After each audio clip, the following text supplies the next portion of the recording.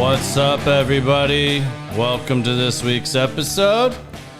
It might look a little bit different in here. We had to make some adjustments and deal with some new circumstances. So before I introduce this very special guest this week, I've got a few announcements for you guys. So next week, there is no show. I will probably go live for a little bit next week, like I did a couple weeks ago, but Biz is going to be out of pocket for a week. Sorry. And then the week after that was 4th of July, which happens to fall on Tuesday. So that Tuesday, we will not be doing a show. We are going to try to put one together on Thursday. I'll post something about that later on. But we are having to deal, as some of you know, the expansion at ICC is happening. The room we record in is being Demolished at 10 p.m. tonight. So we had to do some makeshift stuff last minute. Not to mention Luciano is in the house tonight at ICC and will be on the Bad Words podcast shortly following this. So a lot going on tonight at ICC. So without further ado, y'all welcome my big brother Dean to the show. What's up, brother? Thank you, sir. Oh man, I'm excited and nervous at the same time. Yeah, and scoot up to your microphone, Dean. Yeah, you're gonna have to get up closer on that. Hey, I'm a newbie. Go gentle now. Yeah. And we started on time, actually, like almost a minute early. So for you, I feel like that's a really accomplishment to not only get you here, but also get you here on time, actually way early. I know you do. We've had this conversation. That's not me. I'm a victim of my circumstances. Yeah, it's not me. You're the video biz is going haywire right now. It's whatever they got going on in here is like my. For those that are watching, the internet is not as strong as it normally is, and I'm watching the video bit rate. It's like crazy right now. Yeah, dropping in and out. They can hear you, but it's just like hard to maintain a decent signal. Well, we're gonna rock and roll with this. Hopefully, we can pull enough signal. This will all work out. If not, you guys get to watch this crazy video for us. It's gonna go in and out a little bit here. But anyways, without further ado, this is kind of a special thing for me. I know it's special for Dean too. So for those of you that don't know this story, we're going to share our story tonight because Dean and I have actually only known each other for... We just passed 4 years in January. 4 years in January. Yeah, it was 2019, right? January 27th, 3 days before your birthday. Yeah, 3 days. I knew it was 3 days before my birthday. It was 2019, making sure. Yep. So, Dean... Man, I don't even know where to start this one. So... 1968. You can no. We can start with me sitting on the couch next. We'll get there. We'll get there. You can't spill the beans like right out the gate here. So you're going back to date of birth. All right. Yeah. So 1968, my father and Dean's father, before my dad was married to my mother, he actually had a wife before my mother, as did my mom was married before she was married to my father. So.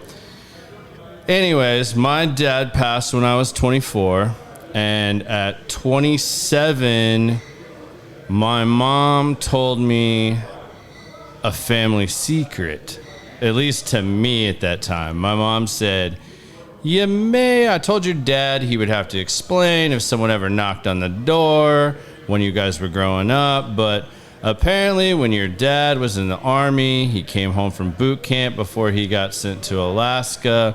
And a girl he went to high school when he got sent to Alaska wrote him and said, "I'm pregnant with your child." My dad offered to marry her. He offered all kinds of stuff. She was like, "No, I'm too young. I'm going to give the baby up for adoption."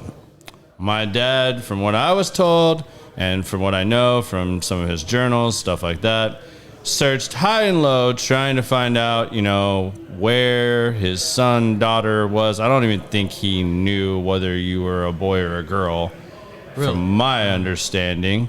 And that's kind of where the story ended for me at 27. I ended up spending a lot of time in Ohio with my family on my dad's side. Shortly after that, as our grandfather was passing, and I'd gone up there to spend some time after I'd closed one of my businesses, and I was going through some stuff at the time as well. So I went up there, spent some time with family, and I set my aunt down first, and I asked her, like, hey, what do you know about this story? And is it okay if I ask my Nana about it? Is this going to upset her, because she was in her 80s at the time. I was like, trying to be cognizant of all that. And she basically told me, like, hey, we don't know. Yes, your dad looked for this child of his, and we don't know if it was his, if she carried a child to term, if she did give it up for adoption. Like, we literally don't know anything, pretty much.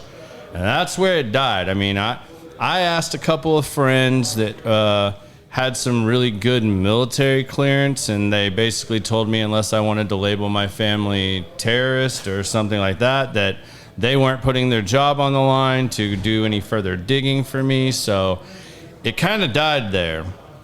Then, let's see. Then a bunch of people in my family and friends were doing DNA testing. And I made a post on Facebook that basically expressed my feelings about DNA testing. And at the time, my feelings were, you're signing all this paperwork and basically you're entering your DNA into the Genome Project, and you pretty much are giving them the rights to your DNA. And I just hope everybody is cognizant of this and not just blindly doing 23andMe and all these other ones that were out at the time. Like, it wasn't that I was like super anti, but it got taken that way by a lot of people. So unbeknownst to me, my aunt had done this, and her and my uncle were filling out the family tree and all that stuff and putting all that stuff together. And that all kind of just came together at that time. So we're approaching, it's 2019, so I am coming up on my 39th birthday, and our little brother, TJ, who can't be here because he lives in Hawaii, otherwise we'd have drug him into this, and that would have made this real interesting. He calls me and he's like, hey man, so I'm getting you something for your birthday, and I know you're going to say no, but I'm getting you a gift certificate so that you have to use it. And I'm like, okay, all right. Like, what in the hell? And this is when he was living in California. So I'm like, what hippie ass weird Cali thing did he get me for my birthday? Because any of y'all that have met my little brother TJ, he's one of the funniest members in our family. And TJ walks to a different beat than most people, and TJ does TJ. I can't say it any better than that. Like, doesn't apologize for it either, nor should he. Yeah, no, absolutely not. And he's one of the most humble, authentic versions of himself that you've ever seen anybody ever be. And he blows my mind all the time. But without further ado, he bought me a 2-hour experience in a sensory deprivation tank. That was a 2-hour? Yeah, the most they will let you do when you've never done it before. So for those of you that don't know or have not done this, you go to the place. I went to one in Frisco. I think it was called the Float Spot. So I get in this float spot, and they're super excited telling you about it. You put on, they've even got the the compression suits and stuff to help you relax beforehand. Like, sit in the massage chair, put the compression suit on, all that stuff, and then you go get this float tank. So you shower, you get naked, and you go into this. The best way I can describe it, the one I was in was like a giant Easter egg. Yeah. And it opens up, you lay down in the center of it, all the lights in the room go out, and it has like LED lights that come on in the tank. You shut the lid, and it starts filling up with a alkaline-based water that you start floating. And after a few minutes, the lights go out. So now it is pitch black. Your body is weightless because you're floating. You can't hear anything. You can't see anything. So you are deprived of all your major senses. Prior to this experience, and my father and I were very, very close, very much alike. And if I had a dream or anything weird like that about my father, it was usually very negative.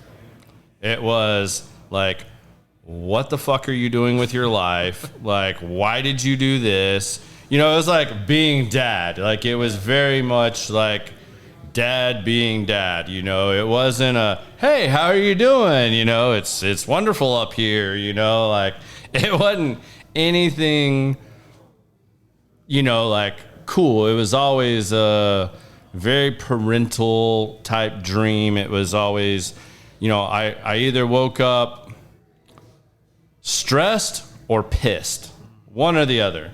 And, you know, that was kind of weighing on me for a little while. So the best way I can describe once I got in this tank, and I don't know if I fell asleep, if I was dreaming or what, or for how long, because the amount of time and stuff, like you're totally unaware of all this. Like, you lose all sense of all that.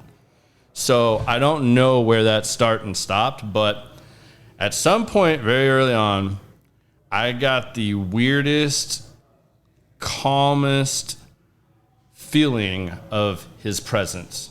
Wow. And it was just his presence. It wasn't, you know, there were no words exchanged. There was no, it was just like I felt his presence. That's the only way I can describe this. And it was really weird, but humbling. And, you know, I was kind of like, you know, there was gratitude that was part of my experience in this whole thing that my brother had set up. So I go home, and of course my wife's cooking dinner, and it's, hey, how was the float tank? Like, did you survive? You know, did you freak out? Did you have a panic attack? Like, what happened? So I tell her this story. I shit you not, 5 minutes later, my dad's sister, my aunt, Pam, sends me a text message, which is not unusual. Little unusual on a Saturday at like, I don't know, 6, 7 o'clock, and it's just a random, and it's, hey, do you have time to talk? I have something I need to talk to you about. And I'm like, I just got done sharing this story with my wife. And I'm like, yeah, sure. I mean, I've got some time. I mean, Sarah's making dinner, but we're just hanging out at the house. So, yeah, I've got time. And she calls me and she goes, well, are you sitting down? And I'm like, oh, shit. Like, is Nana dying or something? You know, I'm thinking the worst, like, right off the bat, because it's not her usual approach. Like, anybody that knows my Aunt Pam, she's bubbly, happy, like, she's awesome. She's just, you know, here you go. Like, and she's just calling to chat and catch up. Like, never started a conversation with me like that, like, of something serious of that nature. Not at that point in our life either. So she goes, well, you remember several years ago when you were asking me about possibly having a brother or sister? And I'm going, yeah. She goes, well, I've really struggled with whether or not I was going to tell you this or not, but your cousin said you asked and that I owe it to you that you asked and that I have this information that I need to share it to you. And I'm going, okay, will you please get to the damn point? Like, you know, like what is going on here? And she's like, well, you made a post about what you thought about DNA and it made me really hesitant to tell you that about this, but I took a DNA test and I know how many kids I've given birth to, and there's a guy that matches up the way you or TJ would match to me as my nephew, and he ain't my kid. And I was going, oh, shit. And then she goes, and mind you, Dean was born in Ohio in 1968 and adopted 3 days later. Ohio. I live in Texas. At the time, I lived in Savannah, Texas. And she goes, isn't Frisco, Texas really close to you? And I go, you got to be shitting me. Like, there's no way. Like, this is like almost impossible. And of course, her and my cousins had done all this research, and lo and behold, they had your Facebook profile, your LinkedIn profile, all this stuff already pulled up. And she's like, so, you know, I want to just give you all this information. I'm like, Frisco is like right down the street from me. Like, I mean, at the time, once we found out, like, I mean, like, you lived like less than 10 miles from me. Yep. And since 1996, when I moved here, you've lived within about a 10-mile square radius of me for 90% of that time. And she's like, okay, so what are you going to do? And I'm like, well, send me what you have. And she's like, okay. So she sends me, like, I think the first thing I got was LinkedIn. And then, you know, LinkedIn doesn't, especially even 4 years ago, it wasn't as much information. Then she sends me the Facebook. And I remember going to your Facebook page, and I immediately just, like, the first picture I saw, I was like, holy shit. Like, you and I from here to here look more alike than you, me, and TJ do. And if you see a picture of our father, like, it's his profile from here to here. Spot on. Yeah. Like, deadly accurate. And I'm like, this is unbelievable. You know, like, I'm like absolutely beside myself. And then I see some pictures, and I start scrolling. And there's a picture of your dad that adopted you, holding you when you're, I'm going to say, about 3 years old. And there's a picture of my mom's dad, my grandfather on my mom's side, holding me in that same exact manner at 3 years old that I have. That's one of my favorite pictures of us. Yeah. And I literally took the picture from your Facebook, sent it to my cousins, and was like, just send it to them. I didn't say anything else. And they both wrote back, who's the weird guy holding you? And I'm like, that ain't me. That's Dean. And everybody was just like, wow, this is almost like too much. So then I sat there for a little bit, and I'm like, all right, what do I do now? Like, I have this information. He put on here that he wanted to be contacted. He wanted to know more about his biological family, this and that. And at the time, I was like, you know, I'm about to turn 40 almost. You know, I was turning 39, and I was like, all right, I can get that. I can understand that. And I was like, I'm just going to send him a message on Facebook. So, I mean, literally like 5 minutes later, I started typing a message, and Sarah's like, what are you doing? I'm like, I'm writing him a message. She's like, why don't you eat dinner and think about this for a few more minutes? I'm like, okay. So I ate dinner. I mean, I can barely eat. Like, I'm beside myself at this point. And I remember typing the message, and I basically said, I'll let you jump in here on this in a second, but like, I pretty much said, hey, I know you asked to be reached out. I've not done this test, but my aunt reached out and gave me this information. So if you want to go down this rabbit hole, we can go down this rabbit hole. If you don't, I will never contact you again. Like, I will go away. Like, I'm not here to bother you. Yeah, I'm not that here was to. a real option. Never contact. Yeah, like, I'm like, yeah. Well, I'm just like, hey, you know, you don't know. You don't know what's going on in somebody else's life. So I put that out there, like, hey, if you don't want to go down this rabbit hole, I completely understand. I'm still processing all this. I literally just found this out. Yada yada yada. And within 5 minutes, he's pinging me back. And like, now we're on friends on Facebook. We start having a few conversations. I meet him and his wife for breakfast on my 39th birthday, and that's the first time we met. And before I let you jump in, I will share that what we're drinking right now, I think you've already moved on. I think you already killed yours, but We'll finish it for the night's over. without even knowing me and knowing I'm a bourbon guy, he brought me this bottle, which only he and I have drank from. We're going to kill it tonight because I think it's down to its last dying breath. But Inappropriate. that was my 39th birthday present from my brother that I met for the first time and had breakfast with. So, yeah, I'll let you jump in and you can kind of, I guess tell it from your... Jump in, the water's warm. Yeah, while it's all there's a lot there. Hot. Wow, where to start? Yeah, so I guess I'll go back to, I'm sitting on the couch. It's 7:58, January 27th, and I'm sitting there and it pops up, you know, how you get the notifications if you've got them on for Facebook. And your message came through. Now, keep in mind, for years, and literally probably 20 plus at least, if not more, I've always wanted to know, because I've known, my parents told me that I was adopted from day 3 on. I've always known I was adopted. And I've always wanted to know more information just because, well, one, if I ever, met mom and dad, I'd tell them thank you. There's lots of options they could have made, and I'm thankful they made the one that they did, or at least right. Mom did. But I really wanted to know for health reasons because, and we'll come to that in a little bit because it plays a major role in some recent activities as well. But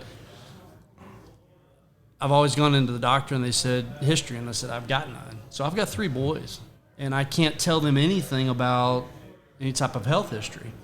So I've always wanted to know, and so I did. I stepped into that ancestry.com and put it out there, and because as much as I had the file that showed like my birth certificate, everything's redacted that's truly significant or cut that you out. need. Or it's gone. You can't get anywhere. And then you come to find out that the state of Ohio had open adoption records up to, I believe it was 66, closed them until 69 and reopened them. Well, I'm born in 68, so everything's closed and I can't get judge order. It 3-year gap there. And I fall right in it. Yeah. And I can't get squat. And so it was frustrating. And then I'm sitting on the couch, and Tammy and I are watching TV, and this pops up, and I had no words. I literally handed her my phone, and I said, you got to read this. It was surreal. And, to say thankful is to minimize it. So there's not the words. Good thing Aunt Pam didn't take my DNA post too seriously for too long. Right? Yeah, thank you, Aunt Pam. Fortunately, which we would have liked to have had here too. I know they're all watching in Ohio tonight, but no, they had. She was a big part of this, and this happening. So indeed, indeed. So it's you started stepping into some of the. There's so many. I can't say even coincidences, but I'm sure we'll try to cover as many as we can weird. tonight. Yeah. It's like there should be a movie coming out at some point. Yeah. Legit. You talked about I'm living in Frisco. You're 10 miles away. You have the same degree Dad had. You both started out in banking. When we moved to Texas in '96, while we were looking for a house, we moved to Rancho Palisades off Frankfurt in the Tollway. You were living in an apartment. Literally down the street. Like literally 2 blocks from where we were. So, and at the time, Dad was working for the FDIC, so it wasn't like he'd be still going to banks for auditing. Banks were shutting down at that time. Right. So and I'm in the banking industry, and it's like every morning you come in and you try to figure out what's our name, we're renamed, and so forth. So I'm 99% confident that at some point he's walking the hallways from an FDIC perspective in my building where I'm working as new accounts and sales and so forth, and we probably just the grocery store. There was only one grocery store in that area. Like, it's crazy. The chances that you guys didn't cross paths is even slimmer. Yeah. Not to mention we ended up buying a house that's like that I grew up in Texas that is like maybe 2 miles from there. So we were in that same little 5-mile radius the entire time he was alive, and we lived in Texas. Yep. Well, and then he passed in the same hospital. My youngest was born literally months after in the same hospital. Yeah, I mean, you guys could have been there for a checkup or something. Like, he literally died June 11th at Plano Presby while waiting to get a pacemaker because he had already had one heart attack and his heart was failing again and he needed a pacemaker. So, I will say, too, that experience in the sensory deprivation tank was even more real for me and just crazy. And it always involves rain. So, like, I'm not going to dive into this story right now just because I think it doesn't tie into this as much. But long story short, my dad had a dream where he spoke with my mom's father, my grandfather Troy. And the moral of the story is at some point my dad's telling us this over breakfast, and we're like, oh, great, you had a dream. You talked to our dead grandfather. Yeah, okay, Dad, you're kind of fucking crazy, like, whatever. And he's like, no, I asked him I asked him if he wanted to talk to your mom. He said, no, I'm here to talk to you. And this is literally like 2 months before he died. And he's like, no, I'm here to talk to you. And they had a conversation. He didn't remember much of that, but he asked me, he's like, well, hey, we really miss you. Like, how do we know when you're here? Yeah. And he said, look for me when it rains. He said, when it rains, that's when God opens up the heavens and we get to come down and, do what we do and, kind of be here on earth in our new form, or whatever you want to call it. Like, I don't want to get too twisted off in that stuff because people on here will go absolutely ape shit. But that has rang true in so many instances. Like, it was literally in January raining when I drove home and left the sensory deprivation tank. Like, it was a rainy January day. Like, so, like, it is super weird how these things, like... Yeah, just continue to stack up. So, we meet on your birthday. Mm-hmm. Which was surreal. Mm-hmm. And I can't remember exactly when it was. I was there first, by the way. That's, in case you were wondering. Again, I wasn't sitting alone. There waiting and, like, wondering if you're going to, like, recognize him right away when he comes in, stuff like that. And I remember you showed up in your Fonzarelli leather jacket. I think you rode the motorcycle that day. Did you recognize him? I mean, absolutely. Or you already seen him? Look how much we look alike, man. Like, you haven't met my little brother. I mean, and him and I do look a lot alike, but we share more of my mother's features. Like, him and I definitely, I mean, it is the father features that we have. Like, until I broke my nose, like, multiple times, like, my nose looked exactly like his. Like, well, and Garrett can tell you more than I, but there's idiosyncrasies and things that we do and reactions and so forth. That's DNA. You can't deny that. It's not environmental.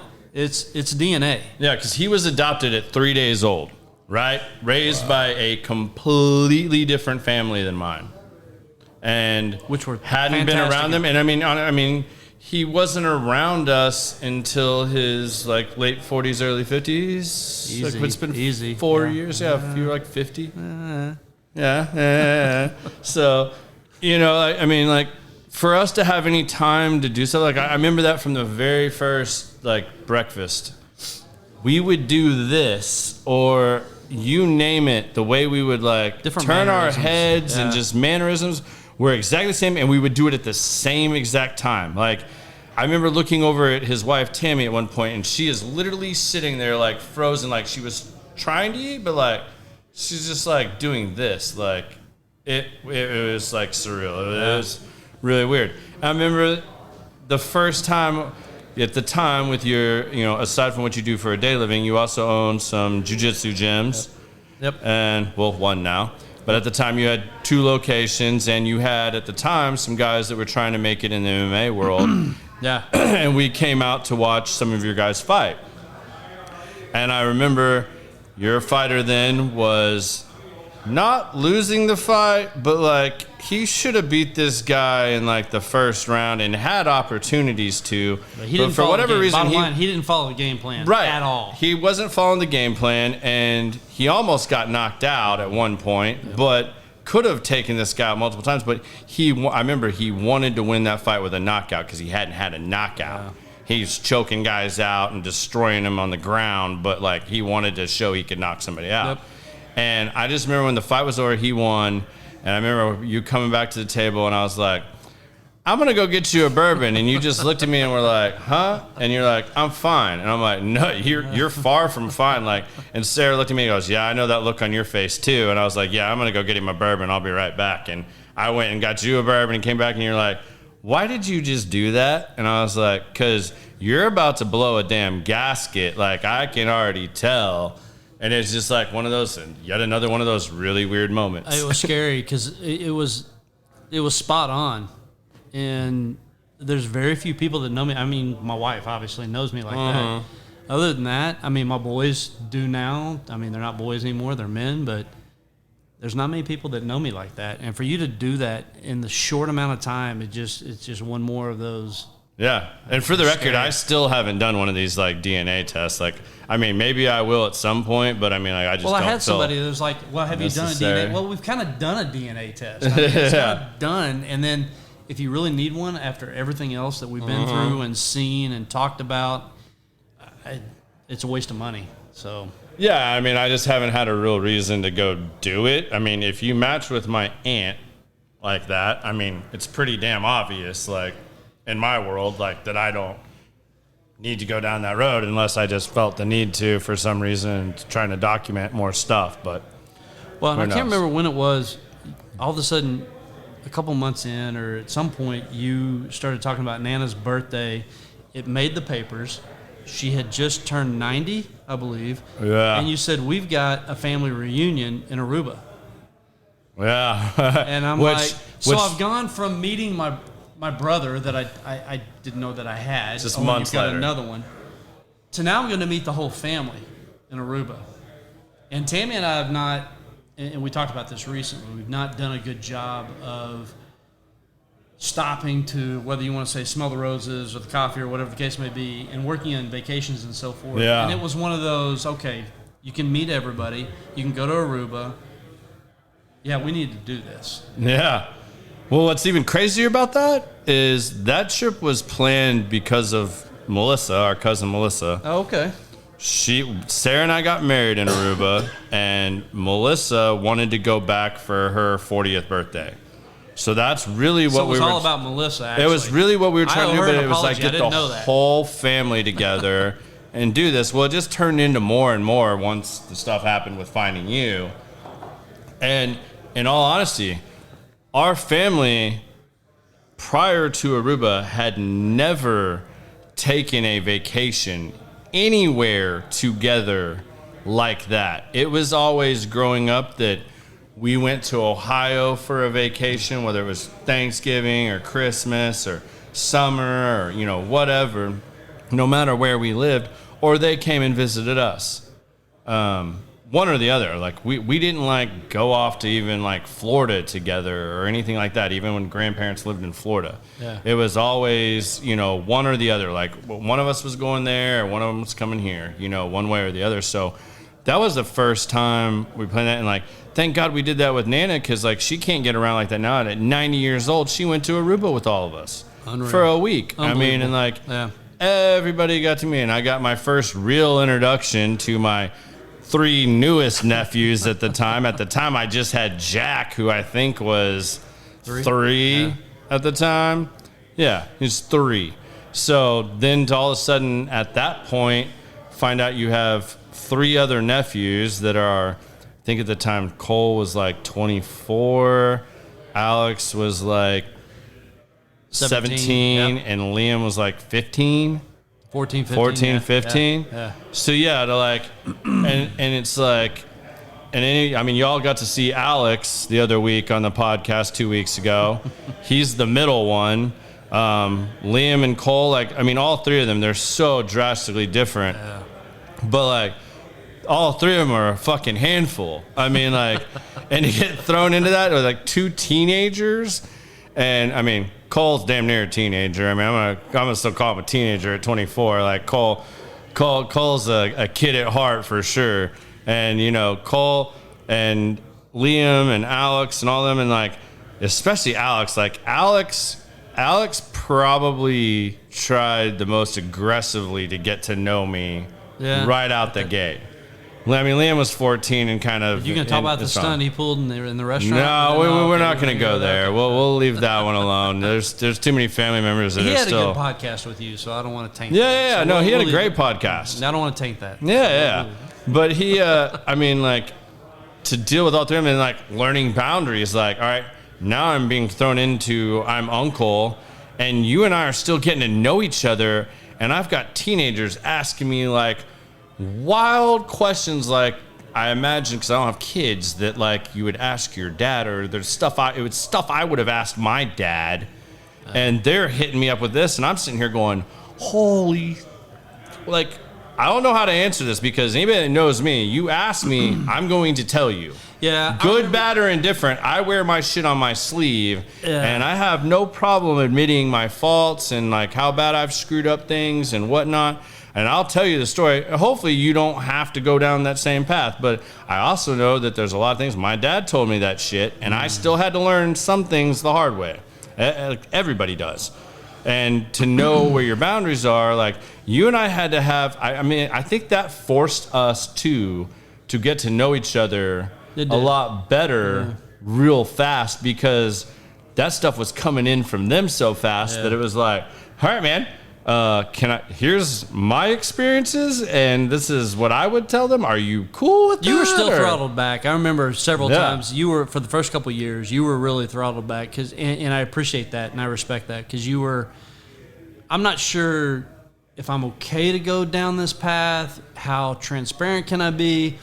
You wanted to be you, but you also, I'll just say out of what I think was respect for me, I think respect for me, you didn't want to go down that path. Unless I was okay with it. Yeah. And so I appreciate that. Because a lot of people wouldn't give a flip. They'd just do it. And you respected that. Yeah, no, I didn't want to ever... But it made it a little bit dicey for you at times, I mean, because I didn't know how you felt, let alone your wife. Like, and you guys, like, I don't want to all of a sudden be interjecting things that you don't want to approach or you don't feel is appropriate at that time. I mean, we're talking about a 14-year-old and a 17-year-old. I mean, which both were in a very the time that they were in was very can't remember the word that I'm looking for, but it was a transformative type of period. Tumultuous time period. It was that for sure. Transformative, tumultuous. Yeah, for sure. So, for sure. Yeah. So I mean. Yeah, I mean, just trying to learn all those things rapidly. But I think it's been awesome because it forced us to have conversations. Like, because like a lot of times, you're like, where do you start? Like, I mean, we've got, 30, 40 years worth of catching up to do. And just like, between us. Yeah, just between us, like, let alone, that. Because like we just haven't had that. I mean, it's 4 years now. It seems like way longer than 4 years. Like I was actually like having to look today, and I was like, man, was it 2018? Was it 2019? I mean, and then you had COVID happen right after all that. So I mean, it was. We had, there's just been all kinds of things that have like played into the 4 years that we've had so far. Yeah, it was. So going back to Aruba, and I hadn't met. I mean, you were the only one I had met at that point. I take that back. You and set my up a mom lunch. was on that trip. No, I take that back. Yeah. You set up a lunch, which I thought was very smart of you. Not that you haven't done other smart things, you have. But you set up a lunch for Tammy and I to meet your mom. I felt like that was very important. And it was. For multiple reasons. So other than you and your mom, I hadn't met anybody in the house. Yeah. Or in the family. And we go to Aruba, and the first one, and I remember because we got there a little bit early, flights are different and so forth. Yeah. And Melissa came up, and we kind of looked, Melissa and I kind of looked at each other, and we knew. Yeah. And she just came up, gave me a hug. You can't, there's no book that kind of prepares you. There's no, like, adoption for dummies, meet your family, and so forth. It doesn't exist. No. And so navigating that has been interesting, joyful. Weird. At times, but I gotta. But not. I gotta tell you, and there's times I want to say that I stalked the family, so I picked you guys out. But I couldn't have found a better fit, because And I've talked to a couple of people in the family, and they've said, look, I could have been some weirdo out here. Yeah. And maybe I didn't fit into the family, or maybe you guys didn't fit. But it's just so natural the way that it's kind of come about. Yeah. It's No, absolutely. I mean, two things on that. One, I got the same thing. Like, immediately when I started telling people about what happened when I was first meeting you. Yeah. And they're like, so you just dove like head first and like sent him a message that same night, and 2 days later or 3 days later, you're meeting him on your birthday. Like, what if he was some psychopath or some complete piece of shit, you know? Like, I mean, and I was like, I didn't even think about that. And they're like, whoa, you're telling me like that didn't even cross your mind? I was like, no, because honestly, the way I looked at it was, at that point, I was about to turn 39. You hadn't have been a part of my life for 39 years. If it went bad, it didn't feel right, or just anything, like, I didn't have to go any further than that. Like, I didn't have to call you again. I didn't have to see you again. Like, I could have like terminated that then and there and just been like, you know what, whatever. Like, I don't want to be a part of this. We're good. Yeah. Like, so, you know, I didn't think about that, but like almost like most people that I brought that up to right away were like, whoa, you didn't even think about that? I was like, no, not really, because you hadn't been a part of my life before that. You didn't have to remain after that. It was just breakfast at that first moment. Like, so It wasn't the end of the world. But yeah, and back to setting up the lunch with my mom, I felt like that was really important because how deep do I go into this? So it's all good now, but like at the time, you know, my mom had just gotten married, and, you know, most of the family hadn't met Chris, my stepdad, yet. Some had, but not everybody had met Chris. So like that was happening in Aruba for a bunch of people. I thought it wasn't all about me. No, it wasn't all about you. Not totally. Wow. Okay. Not totally. All right. The lunch was definitely more about you, though. Like, my mom was very taken back at first when I first told her about it, because I did a lot of this without bringing her in, because at first it was like, all right, let's see how this goes, and then we can have that conversation. And, you know, for a little while, my mom was upset with Pam. I'm just going to say it. Like, I mean, I'll let the cat out of the bag. That's the aunt, right? Yeah, that's my aunt. Okay. That's my dad's sister. You realize and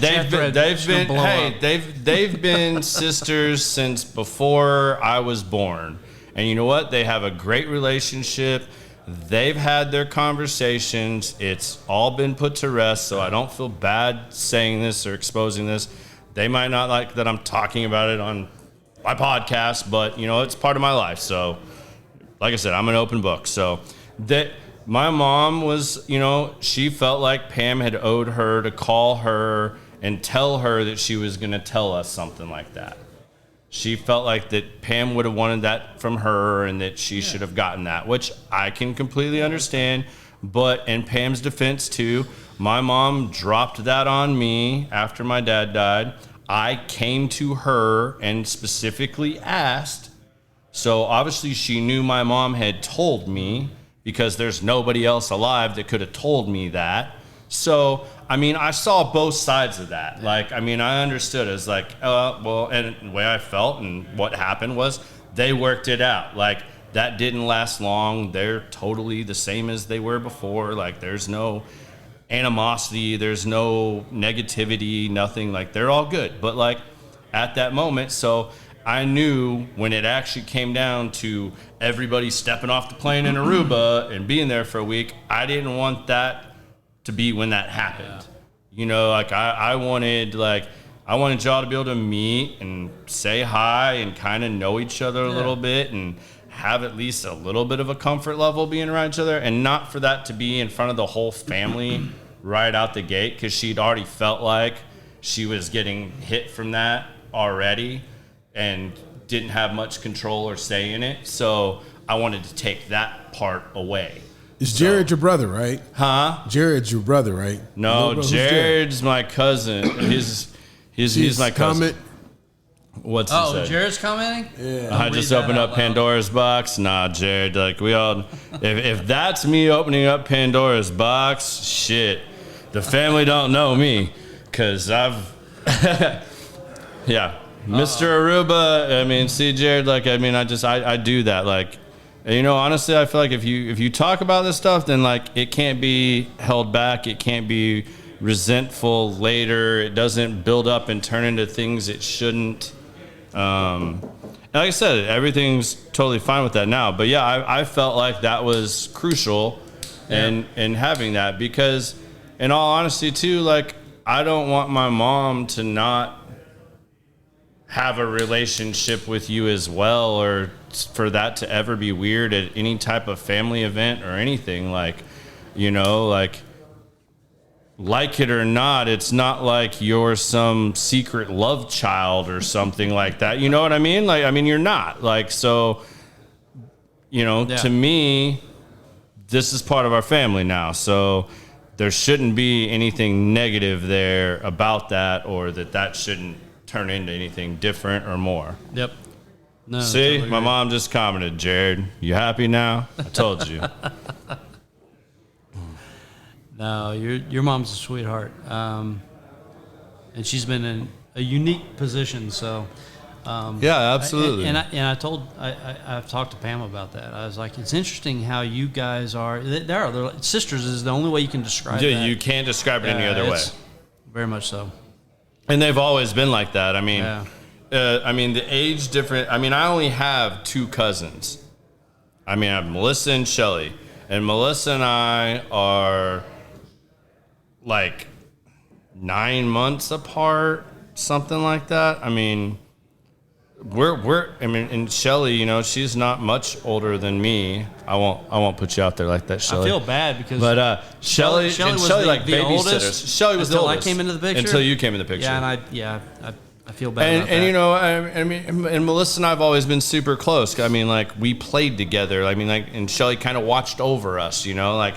And I love both of my cousins. I mean, I have awesome cousins and their kids as well. Like, you know, they both have two kids, and I love them to death. It's hard to even call them cousins, you know, like they're like my sisters, you know, like that's how we grew up. So, you know, we don't have a big family, but our family is super tight. So, you know, and that's one of the, so I'll derail a little bit. Yeah. That's one of the most interesting things around, but it's what I'm used to as well from a close-knit family, but seeing it in action, because like, Tammy, my wife, grew up in Brazil.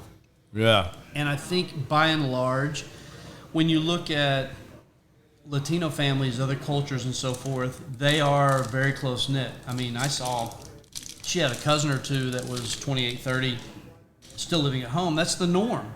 Yeah. They're just very close-knit until, you know, they move out. They're still close-knit. But in America, I think we've lost some of that. And so it didn't surprise me, but it was, man, was it welcome to come into a family that was this big, but this close-knit and tight. I mean, Thanksgiving last year was just, Aruba was phenomenal. Thanksgiving last year, but to give my boys an opportunity. I mean, if I die tomorrow and I'm gone, my sons have just a wealth of family around them, and you can't put words on that. I mean, that's priceless. Yeah, you gotta stay closer to the mic, though. By the way, well, if you can't hear me, that's okay. okay. Suit up.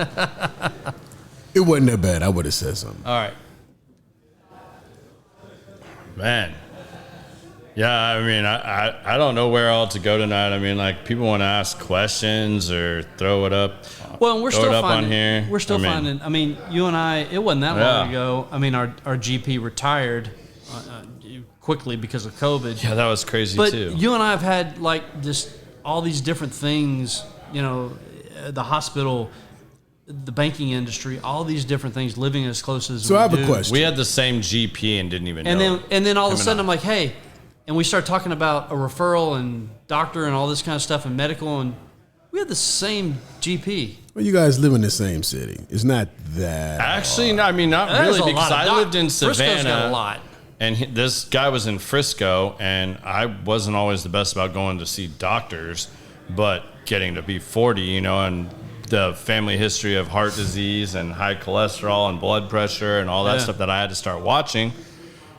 I talked to one of my good friends, one of my old roommates, and he was like, "Yeah, you'll like this doctor. Go see him." So I'd been going to see him for a while, and then him and I just get in this conversation. He's like, "Yeah, it's funny. I went and saw my doctor the other day, and I was telling him like I finally can give him some history here now that I know you and blah blah blah blah blah." And I was like, "Oh yeah, how'd it go?" And he says his name. And I'm like, you're kidding me, right? Like, because that's the same guy I go to. And your doctor can't say shit because of HIPAA law, but, he knows that you know each other. But So let me ask you, too, because kind of the same situation. I got 5 brothers and sisters, all different moms. Like, my dad literally got the whole class of 69 through 72 pregnant. He was no joke. I literally graduated high school with my older brother, knew him for 4 years. Really? And we didn't know we were brothers until we met at my grandfather's funeral. I was like, yo, so his name is really Darrell, but his middle name is Antoine. So in high school, we called him by his middle name. Yeah. Never knew his first. And my real dad's name is Darnell. So all the kids have a variation of his name except me. My mom said, screw that. You ain't. My middle name sounds like his first name, but all the rest of the boys and one sister have names that sound like him. So when I was in the Army, I showed up at my grandfather's funeral. I said, yo, man, what you doing here? He said, yeah, my grandpa just died. I said, mine too. He said, for real? And it's a big funeral home. I'm thinking he's going down the hallway. Yeah. We walk into the same spot. We're like, wait a minute. And then our mother's just like, hey, how you doing? We's like, hold on, time out. Y'all want to tell us what's going on? Like, y'all didn't know y'all were brothers? I'm like, no. Like, all this time we hung out, we were cool in there.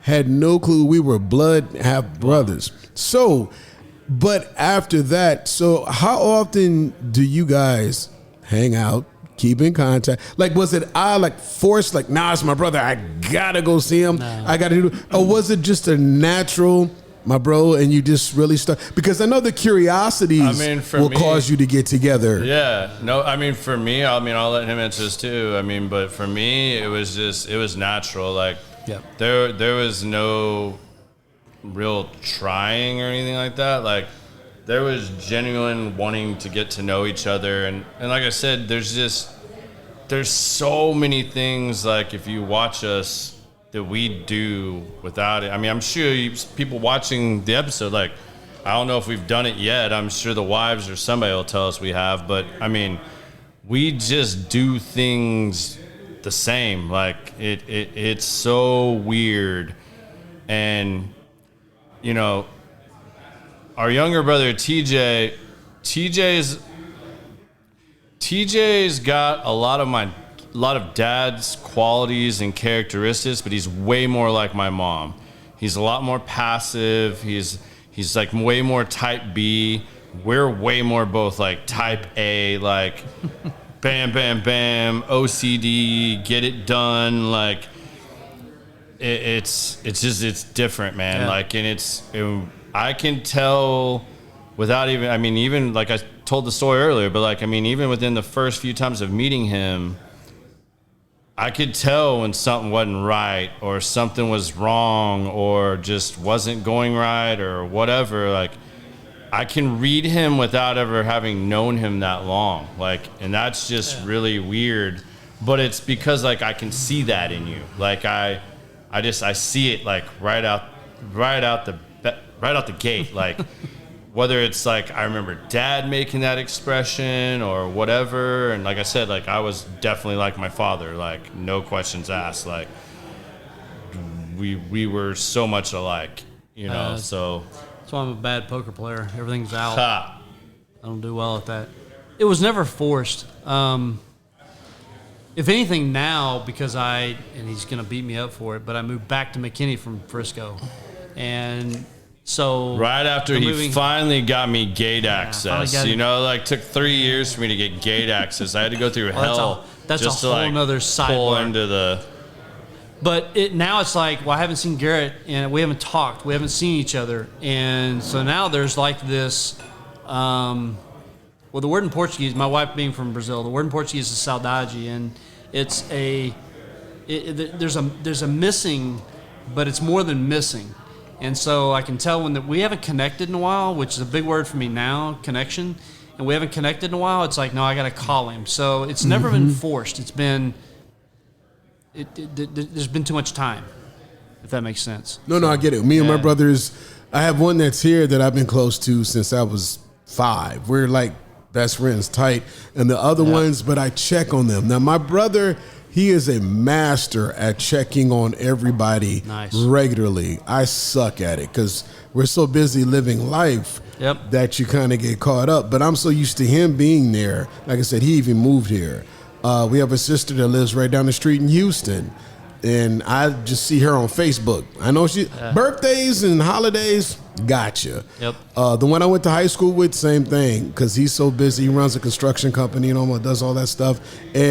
But when I'm home and I see them, that's kind of different. You know, we hang out. But, well, and I don't know how much it would have changed if Dad would have still been alive, you know, too, like how fast we would have made that connection because, you know, now, you know, I have an older brother I can call, you know, like if I want to talk about something that's, you know, weighing on me or that I think maybe he's already dealt with or experienced, I can call him. It's just cool to say that. You know, like, that, yeah. And it's, you know, like I've always tried to be that for my little brother since Dad died. And I mean, he does that for me too. Like, it's weird. I mean, I just talked to him last night. And I hadn't talked to him in a couple weeks, but I mean, Dean and I are the same way though. Like, I mean, he calls me randomly. I call him. You know, we try to plan to get together for dinner or go over to each other's houses. If there's an event going on in one of our lives, you know, we're doing that, whatnot. It's probably been easier for me to build a relationship with him than my nephews. I mean, I got to take a road trip when we did the Thanksgiving trip with Cole, the oldest, last year. So that was the first time, although Cole slept on me almost the entire 18 hours each way, you know. But, you know, I got to spend a lot of time with Cole, and I got to know Cole a lot better. Liam, I'm still getting to know Liam. Liam's finally, I don't know what to say other than coming out of his shell a little bit more. And, you know, he's, you know, obviously becoming a young adult. And, you know, we get to converse a lot more now. And Alex has always been easy. You know, Alex has always hit me up. He's always called me. He, you know, randomly, Alex wanted my advice, my opinion on so much stuff. Like, I mean, right out the gate, like I said earlier, I mean, it made it a little, it made it challenging at first because, again, I didn't know what the boundaries were. Yeah. You know, like, if he asked me how I feel about, you know, drugs, whatever, you know, sex, whatever. I mean, like, I didn't know how they had raised them or what they had shared with them, where those comfort lines were, where the boundaries were. Was it just tell them the right answer or tell them that I did this, it wasn't the right decision, and, you know, how far either direction can you go? So that always made it more challenging. So we know everything about Garrett. Dean, what about you? Let's find out something about you. Garrett, take a break for a second. So, jiu-jitsu, do you practice it? I mean, your wife is from Brazil. Yes. Can you whoop some ass? I mean, what's happening? We're gonna go straight there. What's your definition of practice? So, if you got in a bar fight, you twist somebody up like a press on their tap and say, "Uncle." I'm on. It may take me a minute to get there, but no, it's definitely. I'm an 8-year blue belt, so. It's the interesting thing around 8 years as a blue belt. Well, no, 8 years getting to blue belt, so not as blue belt. I'm a transparent belt, so shit. He got me beat. So now I'm a segue. Hold on. He tried to kill me. He came back. He came out. I gave him a gi uniform. Yep. He's come out. Kill me. How many times? Ask him how many times he's come back. I got to get him out there with me. I've never heard he even mention it, so that means No, none. he did. He did come out and he did one. You did one. I'm saying, but the repeat visit wasn't a repeat visit. Okay. There's no repeat. If you want to hear this story, I'll tell it to you as quick as I can. So most people, when they go for their first class, get like a private, like you go over with a black belt and they just, you go to this side room that they have and they teach you fundamentals. Your family, you get the crash course. Yeah, I was family. So what's he? Well, first of all, I was brother. He should be I able to was handle it. working out at the time, but my cardio sucked. All I was doing was heavy lifting. Like I was trying to put on muscle. Like I was heavy lifting. 40 was around the corner. I was trying to get in good shape, and I went and stupid enough of me. You know, I was embarrassed because I didn't know what you're supposed to wear under your gi, with your gi. I couldn't tie my own belt, which I thought was, you know, like, God, you can't even tie your own belt. Like, you know, what are you doing? You know, but I went and did an arm workout that morning with my trainer. So I went and killed arms at 5 a.m. And then at 6:30, I show up to their class, which at that time, that was still when they had the kickboxing coach. They had all this. They were set up to train guys to kill, guys to be in MMA, like, and all the badasses go to that class. It's middle of winter. On my way to the class, he calls me and goes, "I'm still gonna be there, but I'm a little under the weather, so I'm gonna have to sit this one out. But I'll be here for your first class. AKA, I'm gonna sit in the corner and film you getting your ass kicked." So that I have this, you know, older brother video of you getting your ass kicked. So I go in, I'm wearing, and I mean, I still don't even completely know, but I'm assuming I did this absolutely all wrong. Like, first of all, the workout, bad idea. Second part, I'm wearing boxers, a pair of shorts, a t-shirt, and then I put my gi on. It's all And good. these Brazilians, all good. which I didn't know at the time, you know, they grew up in a damn rainforest, so they like it hot as balls when they train. I mean, like, you watch that shit on, you know, ESPN when UFC fighters training. Every Brazilian trains like that. They want to sweat to the point that they look like they're gonna die. And they roll around and choke you out while you're sweating and dying. And literally, it was probably 30 degrees outside, and it's like 100 inside of here. And the warm-up is probably 10 minutes. It felt like 30, but I thought I was going to die after doing the warm-up. Like, literally thought I was going to die. Luckily, I think it was Baron, is that right? Yep. All right, so Baron, older guy, Dean's age-ish, and is a black belt. Luckily, I get paired with him. So he's like helping me out, really kind of slowing things down, because the other little badasses he had in there at the time, their English not so great, and they are going 100 miles an hour. Like, here it is, boom, bam, thank you, ma'am. Now start doing it. And I'm like, whoa, can you like slow it down? Like, oh yeah, that was the class I was supposed to have before I was ever in this badass class.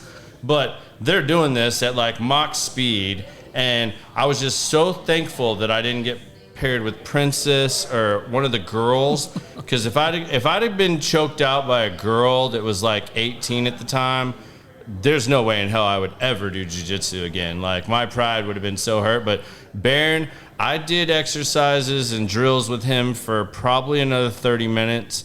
And I looked at him and I was like, he's like, "You're done, aren't you?" And I was like, "Yeah, I'm absolutely done." He's like, "Cool. Just sit right here and watch. Like, that's all you need to do. Just sit here and watch."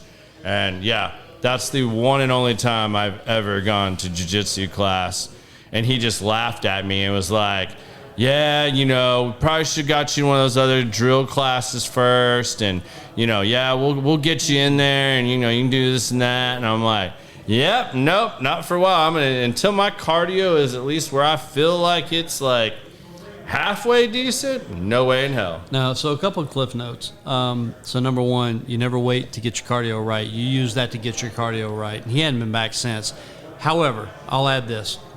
Number one, I was deathly ill. It wasn't I was feeling a little under the weather. And I still showed up. All right, so Deathly ill, give me some ass. cred for that. So I still showed up. And you are right. Princess that you're referring to has choked out many a guy. Much better than you and I. So, Yeah, she competed. However, Biz. She competed at the national level, won all 5 of her matches without having a point scored on her. So she was rocking at that time. But I did get him with Barron, which was professor and black belt, and so it was all good. You did. It was all good. Yeah, I paired you up with him. It was all good. So I don't know. I wish he'd come back, but no, my journey's been a long one, and the problem is that, and so my wife runs the gym, and that's kind of her passion, and I just have not invested myself. It's been more about investing in the gym and my day-to-day job and so forth. So hopefully I'll get to advance a little bit, but everybody's journey is different, and that's okay. So we got to get you out there, Biz. We'll get you rolling as well. I have no problem with that. I just know my limitations. But I've watched TikTok videos of 5-year-olds grabbing that gi and flipping people around and turning them into spaghetti. I filmed the commercial for a gym here in Frisco, and when I saw what they went through, I was like, nah, I own a gun. I'm good. I just shoot you in your lower extremities and run the other direction. I'm cool with it. I wrestled all through high school. So you're gonna be a natural. jiu-jitsu is like, that makes sense to me. Yeah. Definitely makes sense. Now, I don't know at 51 how fast I'm going to be moving around that mat, but any type of self-defense, but it's the exercise and the strength. It has a lot of wrestling in it. I definitely think it's cool. Well, and so Alex that was here a couple weeks ago, he came up doing jiu-jitsu instead of wrestling, and then when he got to high school, he went out for the wrestling team. Well, in jiu-jitsu, you get very comfortable on your back. In wrestling, that's kind of a no-no, as you know where you don't go to your back. Nope. So he would go straight to his back and was like, "Come on, let's go." And the coach was like, "No, don't do that." So that was a transition for him as well. But got you. It's one of those. It was nice because most of our boys came up doing jiu-jitsu and competed and so forth, and it kind of became known. And so when they went to school, they didn't have issues. They didn't have to do anything because it was kind of known that they already had some training. And so I think there was a lot of benefit around there as well. I mean, I do have a great video of Alex. I know he said he's hopping off of here, but I just saw that because I switched over to YouTube because Facebook was dying. Yeah, but Facebook, I had to restart it. It's back live now, but it's just struggling. Alex said Princess, they were born, days apart? Days apart? I think literally 1 day apart. Yeah, and when she was staying with him, Genius tried to put cake in her face. Oh, he put cake in her face. And then I told her that he called her a princess. Not good. And yeah, she had him on the floor, choked out in about, 5 seconds flat. Yeah. It was so awesome. I have video of the whole thing. It's not good. I'm saving it for a special day for Alex. Friendly reminder. Yeah, it's not one he wants to go viral. Yeah. But yeah, you want to get you some jiu-jitsu, Biz. You show up for a Saturday class and I'll show up with you. It's interesting though. All kidding aside, we use that to get to people. We're trying to reach people. And we've got 3-year-olds. We start them as early as 3 years old. I've seen them small, yes. 3 years old. Kids in a gi out there and going through and learning some of the fundamentals. It's fantastic. I think it would be way better to start off no gi. It's easier because you don't focus on all this, my belt's falling off, my top's all over the place. That's so frustrating when you just spent 10 minutes with somebody trying to show you how to tie your belt. I'll spend some time with you. We'll get you on the belt tie. Yeah. I'm just telling you, it's easier way to go more complicated than you think. You need to watch some old school Jean-Claude Van Damme movies like Bloodsport. Then show up to class. Kumite. Kumite. There we go. I'm way more looking forward to this. Kumite. You come with me and we'll go do some jiu-jitsu up there. Okay. Yeah. It's better to transition from gi to no gi because once you've got some of the fundamentals and some of the basic movements, taking that from gi to no gi is a little bit easier. So. Well, yeah, because they use the gi. I mean, I got choked out with my gi the first day I was there. That's normal. Yeah, this is normal. Just another day. No big deal. Guys choking you with your shirt. No big deal. I can't feel or move this arm or that leg, but I'm cool. So, Dean, any other similarities besides I don't know, did you notice any hobbies, any other things like you could do when you're not working, or wrapping people up in geese? What else are your other interests, and are any of them like your brothers? So we've got whiskey, golf, a couple things like that. Okay. I owe him a couple rounds of golf. I'm just not as good as he is, and it frustrates me because I'm a competitor at heart. I mean, I came up through high school playing sports. I played 4 different sports, and so I'm a competitor. I have a hard time, so people start talking about, did you see this and see that, and the Rangers and the Mavericks and so forth, and I watch a little bit, but it's hard for me to watch sports because I was always a participant. It's hard for me to step back and watch. We both grew up playing baseball and football, and baseball. He went way harder in football than I did. I didn't take football past moving to Texas and realizing what I took an extra year to a D2 school and found out really quickly that college it's a job. It's not fun. It's very different to be pretty good in high school, and then you go to college and it's like reality it's a job, sets in. And everybody there was pretty good in high school. So reality sets in really quickly. Ask him about Jamie Foxx. There it is. Uh-oh. All right. So, I was waiting to see if that one was going to get dropped. So, Eric Bishop, I knew him as Eric.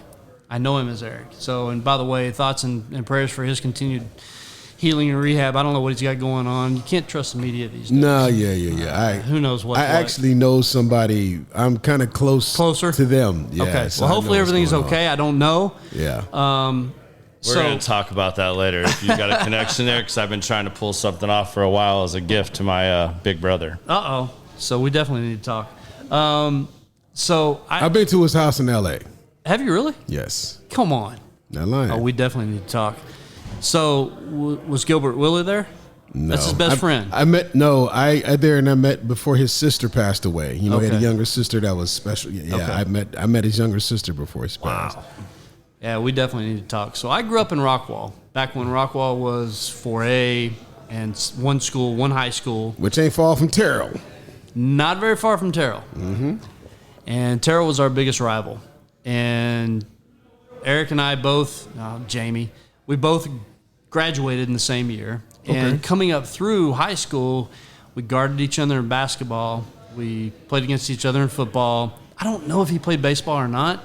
Probably did. I mean, everything you see, any given Sunday, all that. That's true. Yeah. He's legit. Now, you've been to his house. He's legit. He's an athlete. He's big in basketball. I know all the time. When he had a lot of people that came over and played basketball at his house. That doesn't surprise me. That was his thing, basketball. Yeah. So, phenomenal days. Back being able to just look back on some of that and. So we competed against each other in pretty much all sports. The biggest one was there was a Dr. Pepper Invitational tournament that we had in Dallas. And both of us high jumped. And it came down to just that everybody was out except for he and I. And the high jump bar got set to 6'2". We both cleared it. 6'3", we both cleared it. 6'4", we both cleared it. And so they went up at that point by half an inch. It went to 6'4.5". And Jamie cleared it. And at that point, my adrenaline was pretty well shot. I was like, 6'4" for me was a new personal best. It was just the two of us, and I wasn't even close to clearing 6'4.5". I mean, it was almost comical because here I cleared 6'4" and I had another half inch only, and I'm just killing the bar. So that's the one I always go back to. And then I did a long jump and a high jump, a couple other, I was a sprinter as well. And when it came down to district time, Junior Adams from Gainesville was the guy, and I think he ended up going like 6'6", but everybody's like, Jamie's really worried about you because he thinks you're the competition. Well, I had pulled my groin and I was out. So, but anyway, that was kind of my story with him, and we always guarded each other, talked a lot of trash, had a good time.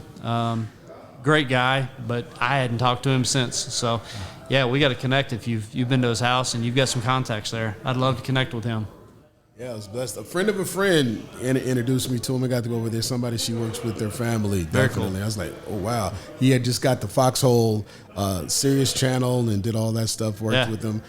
They even came to my hometown, Omaha, did a comedy show there and everything. It was kind of cool. But, as far as his health and all that, they're really trying to keep things private. I don't know the exacts, but the stroke must have been pretty bad. There was a lot. You know, he was training to do the Mike Tyson movie. Playing Mike. And, you know, to get, you know, in the age and everything is that, to get big like Mike, that's a lot. Yeah. You know, get big like Mike, and if you're in there and you get your bell rung a few times by some dudes really training you to make that shit look real, I mean, I hope he's all right, man. I mean, like, he's a great actor, great musician. Like, I hope it's not something that keeps him down permanently. I hope he's able to resume his life. Yeah, he's a phenomenal talent. I didn't know for years what he had gone on. I mean, I was all self-absorbed and doing my own thing and so forth. It was years later I started looking at, you know, the Jamie Foxx show and all that he had been doing. It's just incredible talent. So I knew you were going to drop that one. I mean, how can you not? I mean, that's just a... Yeah, your cousin, he already said it on the comments. Tell the Jimmy about that. We're already on it. Already on it. Already on it. Your son is interesting, though. Your son came in here and killed it. I got to tell you, I was, and I'm biased because he's my son, but I'm proud of all three of my boys. And they are, as Garrett said earlier, they're all very different. Alex and Liam, I mean, same mother, so you would expect some similarities there. Mm-hmm. Although they're hitting that point right now where they're at each other quite a bit. But they'll get through it. But, yeah, all three of them. Not as bad as 14. You and TJ? I'm glad I missed some of that. 14, Liam and Tammy were... that was every time we went out. Like, that kid couldn't put his damn phone down. So Liam is very... He's very talented around programming, and now I'm seeing like this engineering side of him. We call Liam Cougar Paw. I won't tell that story on here, but you went there. I call him Cougar Paw, totally derailed, aka the Matrix. Wow. I mean, the kid was like making his own like VR games at like 14. Like it's insane. Like, and then you got Alex. It's like he goes on and does his own thing and marketing and selling stuff. Yeah, he'll have his own TV network here in about 3 years. Yeah, it's like you're watching them and they're all doing their own thing, and it's crazy. So to his point, I'm at home, and Liam was like 13, 14 years old, something like that. It may have even been 12. I can't remember, but all of a sudden this whole full-on box of virtual reality stuff shows up at the house, and I'm like, hold on, where did you get this? Well, he's been developing games in virtual reality mode, and this company, Oculus, shipped him all this stuff free. Just the whole development kit, everything. And he's developing games. He's got one out on Apple for the iPhone. And then he registers for this game in VR at the Microsoft shop at Stonebriar Mall. And I guess I can tell it now. So, you had to be 15 or above. He's not 15, and he's winning. And this is one of those where when you win the local, you go to the regional, up to the national. He was to the point where if he won the next one, he goes to New York. And I'm like, bud, at some point, they're going to ask you about your age and so forth. But he's killing everybody in this game. So just phenomenal. That's Liam, and there's Alex, and there's Cole, and they've all got different talents. You met Alex. It's been pretty cool to step back as a dad and watch the development. And now I'm trying to ensure that I can connect with each of them a little bit more in a different way as they are now young men. To Garrett's point, and I never met our dad. And there's reasons, everybody's like, well, did you ever meet your dad? No, he passed before I got an opportunity to. And there's parts of me that can be really upset and mad, and like I never got to meet him. I never got to sit and talk to him. And this is like one of those Jerry Maguire, I'm not going to cry on a podcast. So yeah, it's not going to happen. But I never got to meet him. One day I will, and I'll get that opportunity. But it sounds like he was very much like my dad. And my mom and dad raised me, and I'm thankful for it. Phenomenal family that I got raised into and had the opportunity to be, come underneath their wings. But my dad was a coach, and he also saw as I was going through sports, that he was going to be coaching me, and that wasn't going to work. I was a stubborn, smart-mouthed kid that had a little bit of talent and that thought he had more than he really had. And my dad was very old school, and that wasn't going to work. So he had started getting his degree to become assistant principal, superintendent, so that he didn't have to coach me, because that was going to cause some real issues. My point being is that Dad was very old school, and much like when you were saying you had your dreams with Dad, and Dad gets thrown around, it's like confusing which Dad are you talking about. Yeah, like what do you have to specify? Welcome to my world. Nah. Yeah, how do you? Yeah, back to. I get it. Trust me, I get it. You're tracking. I appreciate it. Yeah. Every dream that you had was Dad, like, being Dad and so forth. My dad was the same way, and he passed last year. But right before he did, he knew that I had found my biological family, and he was good with it. He was happy with it. My mom is too. So that's been good. It's kind of like the family's expanded from an overall perspective. But my point being is my upbringing, as much as, like we've talked about, we have a lot of similarities, idiosyncrasies. I was born in Ohio. We both came to Texas, and we lived just very. And that was happenstance. That was just a coincidence. It's crazy. Yeah, but raised very similarly. I think. But it's the old school. Like we've had talks about, and being that Father's Day just passed.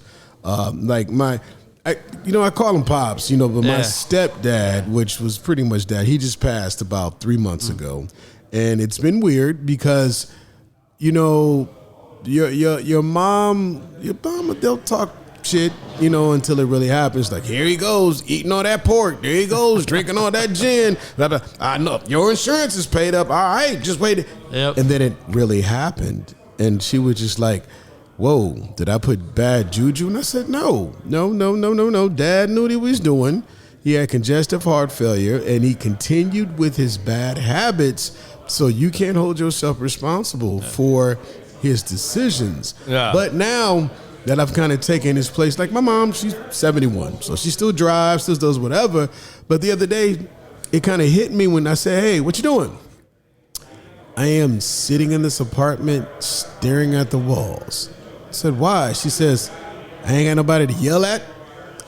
I didn't clean the apartment up, so I can't clean up after anybody because it stays clean. I need to go to this appointment, go to that appointment. And it's like, I didn't realize how much stuff my dad actually did with her, did for her. Yeah. She doesn't. I have a little brother that lives there, but it is we bitch about companionship until the companionship is no longer there. Yeah. And you don't and I'll realize say this, that. like my dad, or our dad, he had his first heart attack when I was like 14, 15. And the first thing was quitting smoking cigarettes. He did that fairly quickly, but he continued to drink. That's what did it to me. And he drank a lot. Yeah, I mean, I never really realized it until I got much older and after the fact, because he wasn't a bad drunk, he wasn't a mean drunk, he wasn't an abusive drunk, anything like that. But he liked his scotch and water. And at one point he said, if I can't live my life at least the way I want to, then I don't want to live. And, that's one of the things I go back to when I was one of the people that had to go in there and say when they were working on him and he'd been gone for 20, 30 minutes and you're just racking up more medical bills, was like, hey, he's gone. Even if by some random ass miracle they bring him back right now, he ain't gonna be able to live his life the way he wants to. So It's my suggestion that we all go in and say goodbye and make peace with this and let him go on to whatever the that is scary. That is exactly what happened to my stepdad. That's what I had to do. And again, I was middle of summer in a drought and I walked outside Plano Presby when I went outside to smoke a cigarette, not even gonna lie, and try to get my wits about me again. And it rained over Plano Presby for all of 10 freaking minutes, and then it went away, and it was the only rain we got like that most of that summer. So it's crazy how that stuff works. But I mean, yeah, man, I had to go through that with my mom too, and I'm not going to dive deep into this because I know she's watching this. But my mom didn't start dating again for a long time, and my mom was too young not to date again. But being back home and helping my mom with the house and everything else, and her helping me with what I was going through in my life at that time, and watching your mom go through dating, I don't wish that on anybody. Like, you know, I can't even say how grateful I am that I have a badass stepdad. Like, you know, like Chris is an amazing guy. I love him to death. You know, he's never tried to replace my dad. He never tries to be my dad. He's always tried to be my friend. He treats me with the utmost respect. I know he fully, truly loves my mom, and that she's happy and he's happy. And man, I can't ask for anymore. But, you know, both of you be thankful that your mothers are at an age where they probably aren't going to date or aren't thinking about dating, because I promise you, you know, my mom hadn't been on a date in, I don't know what, I mean, at the time I was 24, so she hadn't been on a date by the time she went on one in 30 years. Dating ain't the same 30 years later is all I'm going to say. It's like, when you have to start giving your mom dating advice and stuff, like, well, see, my holy parents, smokes, I'm like, yo, hey, trust me, I want to know as little as humanly possible, but, Mom, please just tell me this dude's name, his phone number. If you're not going to come, because I was living with her at the time, if you're not coming home tonight, just send me a text and say, I'll see you tomorrow. I ain't going to say shit else. I ain't going to ask any questions. I don't want to know. I don't want to think about it, but I want to know that you're okay. My parents got divorced. That's tough to go through. My parents got divorced when I was like 6th, 7th grade. They got divorced. And my mom and stepdad, they got remarried when I got back from the Army. No way. I was like, well, shit, that means nobody wanted neither one of y'all. So y'all actually got back together and worked it out. And I never forget, my mom tried to date and do all that. So me and my two brothers, you know, my brothers from my mom, you know, we worked her down the aisle. And when the minister said, who gives this woman? We was like, please, take her. Take her back. Just, here you go. Here you go. We pushed her right on down. And it was just like, and, you know, because they're married at first when I was small. That's why I ended up being raised with my grandmother, because, you know, that was the 70s, and stepdad was all into that pimping, smacking her around and all this crazy stuff. And then one day my grandmother took a 12 gauge up to the house, blew the front door off, took 2 shots at him, missed him by that much, and said, you're moving with me. If your mom want to stay with him, that's on her. And that's how that went. So the second time around, I'm scared of his grandmother, and I've never met her. My grandmother was 4'11" little Indian woman, and she was. I went to the Army and laughed at the drill sergeants. I'm like, bruh, I ain't scared of none of y'all. Nothing on grandma. This one back here, my grandma. Man, and I'll never forget when he was standing at the altar again. He turned around and looked at my grandmother, and she's like, oh, hell, y'all old enough now. I don't care what you do. Go ahead. And he turned right back around. I was like, oh, my God. Like, it's life. Kevin Hart said it best. I can't make this up. So many different things from you guys, born in Ohio, moving to Texas, meeting and all that. Life just has a funny way of playing itself out. Yep. Yeah. When you look at your kids, I was going to ask you about your kids. Did you influence them in any way, or did they just take their own paths to what they're doing? You know, you bring up an interesting topic. So again, going back to kind of how I was raised, how we were raised, I think from an old school, more disciplinarian, I'll say. And one of the toughest things that I've had to learn probably over time is where I tried to impose, this is right, this is wrong, and that knowledge of good and evil, or that knowledge of right and wrong that I tried to impart upon them, as opposed to letting them learn on their own. Mm-hmm.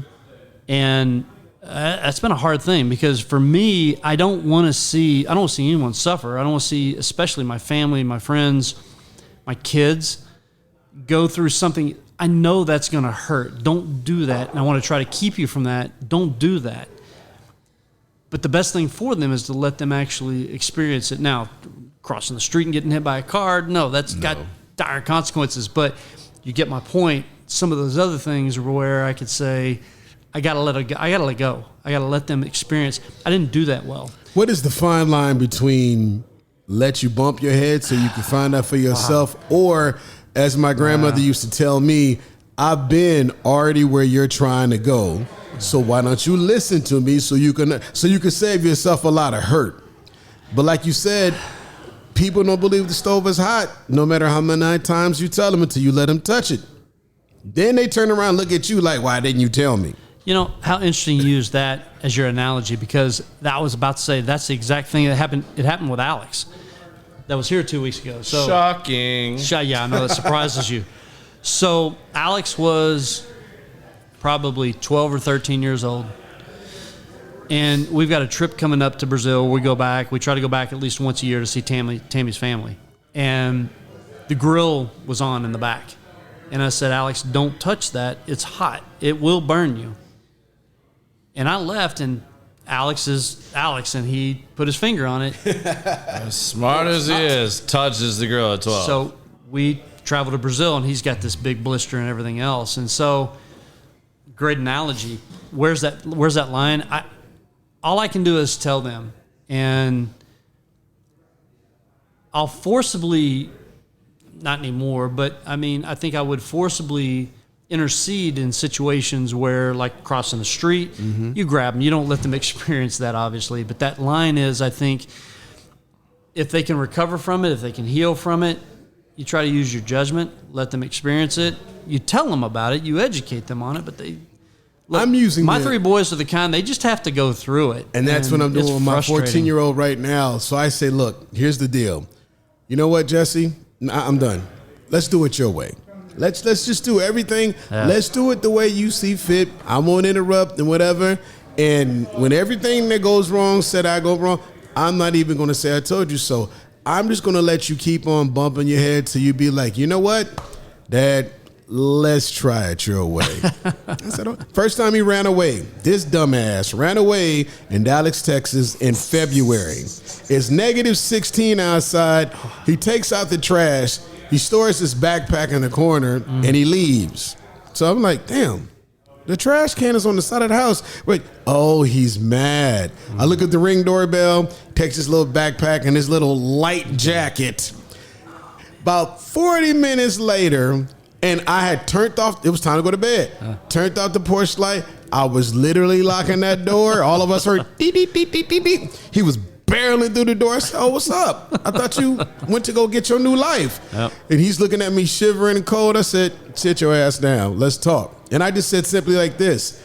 The world is colder than what you just experienced when you just ran away. So if you want to do it your way, if you thought it was cold out there, wait till you get out on your own with nothing that I'm trying to teach you. Amen. And he was just like, I said, now take your ass upstairs, get under some warm blankets that I paid for. That you pay and provide. Look at that thermostat and remember how warm it was. So 2 days later, I said, so where'd you run away to? The back of your truck. I said, you sitting out of my truck? Because I didn't lock the door. I didn't even think about it. I was like, and I said, it was cold, wasn't it? He said, yeah, I thought I was going to be good. I said, exactly. But once again, and I always take any minute I can to remind them of that. We're going to do it your way. I think you got to go. I mean, you guys are like debating common sense and natural selection. Like where does that boundary and line fall of letting them learn and acknowledge? I think common sense develops from natural selection because it's not to get biblical or whatever, but they said that at the age of 12, you know, Jesus had, because my grandma always said to me, at 12, it's on you. I'm like, huh? You have enough common sense and things I've told you to start making your own decisions and then suffering the consequences of those decisions because Jesus did. That's what she always told me. Jesus did. I was like, I can't do nothing else because Jesus did it. So I guess I gotta decide if I'm going to come home on time or hang out with my boys. Hey, what you about to do, Biz? Well, Jesus would probably go home right about now because it's his curfew. So Jesus doesn't want a shotgun put in his face. And they all knew my grandmother, so they all said, "Whatever, dude. Your grandma probably got a belt sitting on the front porch, and you 17. Go home." Nobody dissed me, nobody teased me, and most of them went home as well because it was just common sense. Because guess what? The people that stayed, the gunshots rang out, the fight started, something happened. We just heard about it the next day because where were we? We were at home. Yep. It's common sense develops from those practices. It's a fine line. How do you empower your children? And to your point, the warmth in the bed that you provided, you want them to get to the point where they can provide for their family as well. Just had that conversation yesterday. How do you that balance of enabling them but letting them experience? It's difficult. It was probably, 5 or 6 years ago, and it was a seminar or something, and somebody had said, they put stats up on PowerPoints and so forth, and they said it was like 30% of the jobs in 5 to 10 years don't exist today. And I think Alex 2 weeks ago is an example of that. I mean, that job as a creator, and look how what he's doing. Yes, there's marketing aspects, and there's always been marketing and sales and so forth. But what he's doing specifically, it didn't exist 10 years ago plus. I mean, Gary Vee and the things that are out there now. So I also have to put myself in check a lot of times, and that's difficult for me because to his point, we are very much alike, type A personality. Some say I have ADHD. I don't know. What were we talking about? No, anyway. But I have to step back and let them be and let them create and let them experience. And each one of them, like we talked about earlier, is different. And the way they go about it is not wrong. It may be different than what I did or what I would maybe tell them that they should do. Well, the evolution of what they're doing, you're going to mess around and learn something. Exactly. And the crazier thing is me being over here, sitting here watching this and being interjected into their lives at this point in their lives and watching this and trying to understand my brother's family dynamics, all of that, and what he's doing. And I mean, I see what he's doing like what I would be doing. And, he has a day job. He makes good money. He's invested in this gym. That's, big game picture and stuff like that. And then you have the younger two, Cole's different. Cole was older by the time I met Cole. Yeah. So Cole's on his path, and Cole has a career. Cole is making money. Cole kind of knows where he's going. He's not still figuring everything out. Whereas the other two are testing and doing what all teenagers do and pushing the limits, finding out where limits are, testing boundaries, trying to wrap their head about it and what they think at this time versus that time is right, wrong, and different. And then having these conversations with them when I'm still getting to know my brother, I think that's kind of what I was alluding to earlier. It's super difficult, and I don't want to air out a bunch of shit, but it's, I remember early on a conversation with both of the younger boys. Yeah, he's pouring the bourbon now. But, they were like, I feel like Dad's spending more time and focusing on the gym more than us. And I'm like, all right, I could understand how you could possibly feel that way, but do you also not see what he's providing and doing for you long term? And then they both kind of go, it's like it takes an outside source. Yeah, it's like an outside source, but it's how deep rooted is this? Because both of them are very fucking intelligent. They're both very articulate. They could both debate like damn lawyers, like little lawyers, and do. And they will argue with brick walls. It runs in the family. That's from Mom. That's not me. No, it's from you. No, I promise. Okay. Maybe on the other side too, and you're just double screwed. But I'm just telling you, I mean, and I remember when I was like that as a teenager, and that I challenged everything. And the biggest difference between me and TJ and I, was TJ got caught for everything.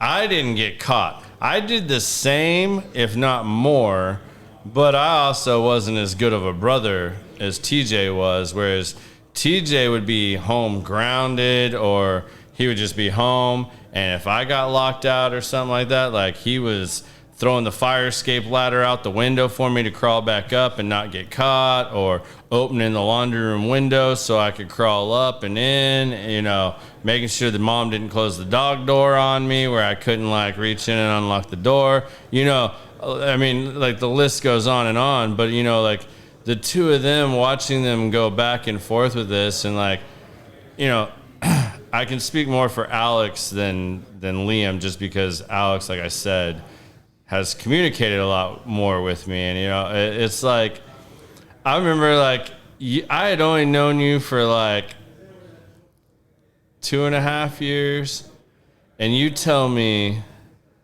Liam and I and Tammy are going to Brazil for like 2 weeks. Alex doesn't want to go. Alex is staying home. Do you mind like checking up and, making sure Alex doesn't like burn the house down and shit? He's like 18, 19. He should be able to stay at home. I'm like, you would think. Gotta be shitting me. And I'm not kidding you with it. They haven't been gone 12 hours, and he's already hitting me up and like, hey, do you think it'd be better? I mean, I'm going to cook some asparagus and blah, blah, blah. Should I do it on the grill or should I do it in the oven? And I'm going, well, shit, I don't know. Which one is less likely for you to burn the house down? You might set the fire alarm off in the house, but then if you start a grease fire in the backyard, I don't know. All right, I'll be over in 20 minutes. And then I come in the house, and I mean, it just starts. It's like he has rearranged the whole house, and he's cleaned out the whole house because he's like, my parents don't take time to do this. They're too busy with work stuff. So I just got rid of stuff. I mean, he cleaned out the freezers, the fridge, the pantry. I mean, he probably threw away, I don't know, $1,200 worth of groceries, and was just like, yeah, I cleaned it all out. Like, they can start fresh. Like, everything will be fresh, not expired, blah, blah, blah. No, nothing borderline. Like, I'm eating healthier now, so they're going to eat healthier too. First world problems, and right? This is like his mentality. And like, I'm listening to this and I'm going, holy shit, this is day one. Like, it's not even been 12 hours. And then he goes, oh, and I wanted to surprise my mom. So my mom's always talking about wanting a fire pit and a little garden patch. Did it in the front yard. And I'm like, this is a gated neighborhood. And I'm like, bro, the HOA is going to shit. Like, let alone your parents. Like, you can't keep doing this.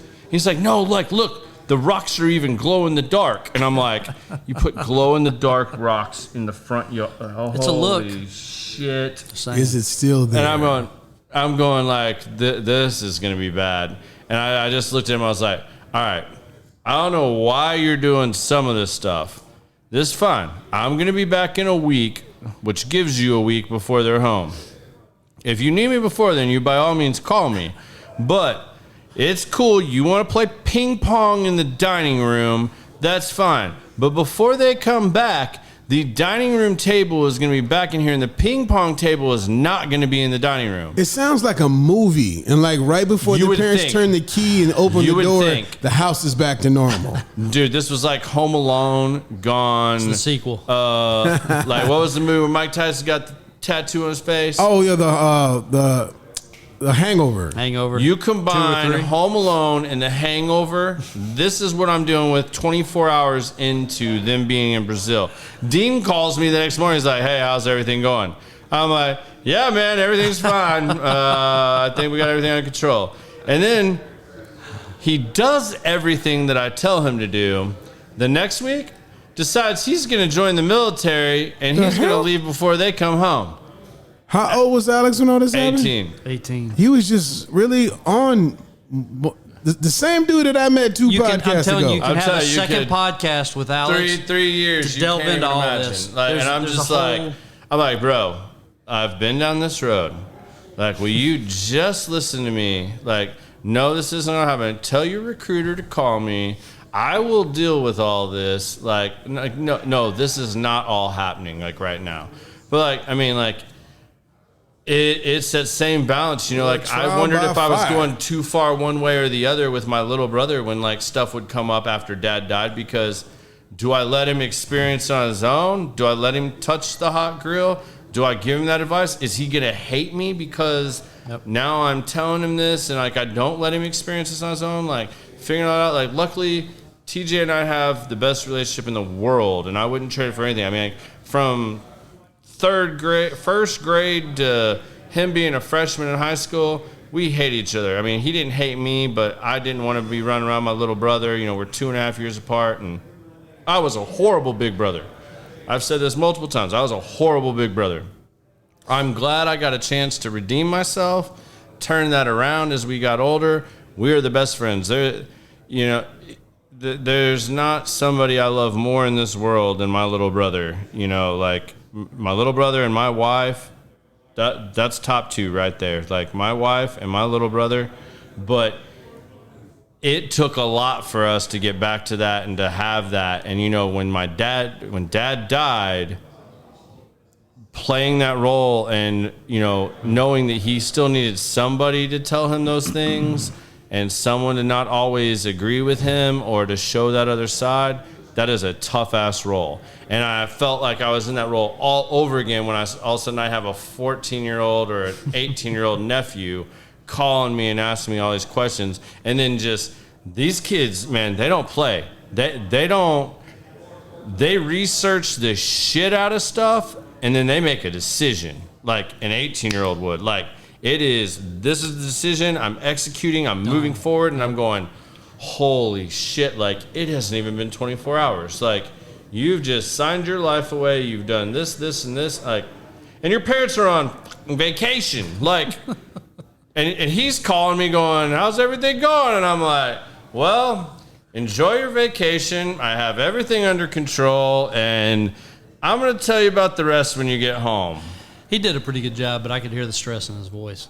It was apparent for sure. Well, even after all that, look where he ended up. What's that? Even after all that, look where he ended up. It's not Exactly. about a kid. Like I said, it's part of the head bumping and the. It's amazing to watch what these kids have done and are doing. Like, it blows my mind. Like, and it's all three of them. I mean, and to Garrett's point, they're all different. I mean, Cole is one of the best at. I mean, he's very. You give him something, and I mean, he's like through a brick wall. He'll get it done. He will execute, no questions asked. And he's making career moves. Like, Cole calls me. It's like, hey, what do you think about this career move? That's so much easier. Like, Cole makes my life easy. You know, it's like, okay, I can answer that question. Like, hey, if you're going to get this, and ask for this, and that should be good. But, like, the other boys, it's like, shit, I don't even know, because I know you're going to go left, right, and around the corner and back again, and then we're going to be talking about something different.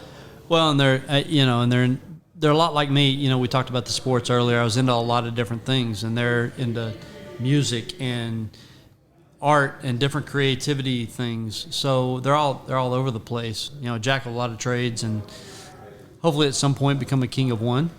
You know, we'll see. It's hard. That's where I'm stuck at, and I'm grown. It's difficult. You and I both, my friend. Just you and I both figure it out, man. It's difficult. You know, and you brought up earlier and I talked at the beginning of the podcast around my desire, the whole thing that kind of spurred me to go to Ancestry.com, knowing my information is going to be out there and all that, was I wanted to answer some basic questions. And it's interesting because October last year, I woke up and I knew something wasn't right. And I went in, Tammy was sleeping, and I finally woke her up and I said, hey, something doesn't feel right. I'm going to go in. It's in the chest. I need to get this looked at. Now, this guy, he's on one of his little golf tours. I was supposed to be with him, another godsend. So, you know, you don't want to go biblical, or I'm good going biblical, but it was a godsend for me that I didn't go, because I probably wouldn't be here now. And he's off, and TJ's in Hawaii, And Tammy's asleep, and I'm like, hey, something's not right. And she's like, okay, you've had this before. You sure? Something you ate? And so, no, something's not right. So I shot up to 380. I go into the hospital, and next thing I know, I'm laying there. They're running all these tests. Now, however, when they start asking history, I can say, my dad died of a heart attack. He had 2 heart attacks. I couldn't have answered that 4 years previous. Correct. Couldn't have said that. Here's the interesting part.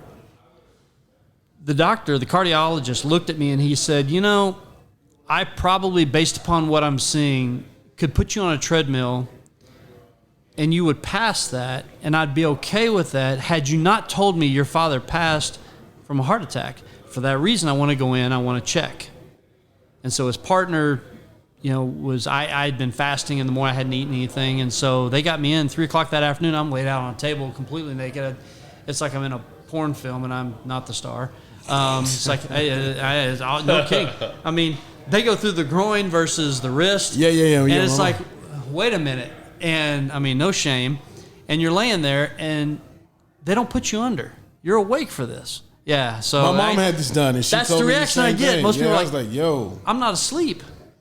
I'm awake. And they said, we'll give you a little mild sedative. I'm like, I don't know if I want to be awake for this. I want to be out.